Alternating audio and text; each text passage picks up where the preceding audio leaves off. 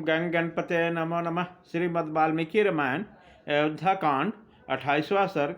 श्री राम का वनवास के कष्ट का वर्णन करते हुए सीता को वहां चलने से मना करना। धर्म को जानने वाली सीता के इस प्रकार कहने पे धर्मस्थल श्री राम ने वन में होने वाले दुखों को सोचकर उनको साथ ले जाने का विचार नहीं किया।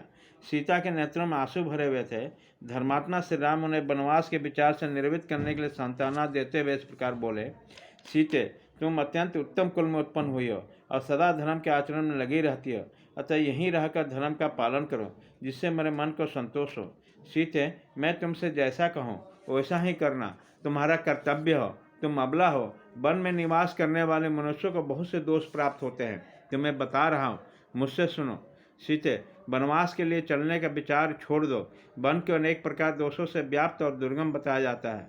तुम्हारे हित की भावना से मैं ये सब बातें कह रहा हूँ। जहाँ तक मेरी जानकारी है, वन में सदा सुख नहीं मिलता, वहाँ तो सदा दुख ही मिला करता है। पर्वतों के गिरने वाले झरनों के शब्द को सुनकर उन पर्वतों के कंदराओं में रहने वाले सिंह दहाड़ने लगते हैं, जबकि उनकी गर्जना सुनने में बड़ी दुखदायिनी प्रतीत होती है, इसलिए वन दुख में है। सीते, सूने वन में निर्भय होकर कीड़ा करने वाले मतवाले जंगली पशु मनुष्यों को देखते हैं, उस पर चारों ओर से टूट पड़ते हैं, अतः वन दुख से भरा हुआ है। वन में जो नदियाँ होती है उसके भीतर ग्राह निवास करते हैं, उसमें कीचड़ अधिक होने के कारण उसे पार करना अत्यंत कठिन होते हैं। उसके सिवा वन में मतवाले हाथी सदा घूमते रहते हैं। इन सब कारणों से बड़ा दुखदायक होता है। वन के मार्ग में लताओं और कांटाओं से भरे रहते हैं, वहाँ जंगली मुर्गे बोला करते हैं। उन मार्गों पर चलने से बड़ा कष्ट होता है तथा वहाँ आसपास जल भी नहीं मिलता, इसलिए वन में दुख ही दुख है। दिन भर के परिश्रम से थके बाद मनुष्य को रात में जमीन के ऊपर अपने आप गिरे हुए सूखे पत्तों के बिछौने पर सोना पड़ता है, अतः वन दुख से भरा है। सीते, वहाँ मन को अपने बस में रखकर वृक्षों से स्वतः गिरे हुए फलों का हार पर ही दिन रात संतोष करना पड़ता है, अतः वन दुख देने वाला है। मिथिलेश कुमारी, अपनी शक्ति के अनुसार उपवास करना, सिर पर जटा का भार धोना, अबलकल वस्त्र धारण करना, यही वहाँ की जीवन शैली है। देवताओं को, पितरों को तथा आयु अतिथियों को प्रतिदिन शास्त्रोक्त विधि के अनुसार पूजन करना, यह वनवासी का प्रधान कर्तव्य है। वनवासी को प्रतिदिन नियम पूर्वक तीनों समय स्नान करना होता है, इसलिए वन बहुत ही कष्ट देने वाला है। सीते, वहाँ स्वयं चुनकर लाए हुए फूलों द्वारा वेदोक्त विधि पर देवताओं को पूजा करनी पड़ती है, इसलिए वन को कष्टप्रद कर गया है। मिथिलेश कुमारी जानकी, वनवासियों को जब जैसा आहार मिल जाए उसी पर संतोष करना पड़ता है, ये वन दुख स्वरूप हैं। वन में प्रचंड आंधी, घोर अंधकार, प्रतिदिन भूख का कष्ट तथा और भी बड़े बड़े भय प्राप्त होते हैं और वन अत्यंत कष्टप्रद है।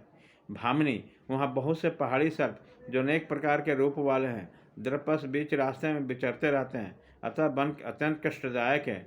जो नदियों में निवास करते हैं, नदियों के समान ही कुटिल गति में चलते हैं, ऐसे बहुसंख्यक सर्प वन में रास्ते को घेर कर पड़े रहते हैं, इसलिए वन बहुत कष्टदायक है।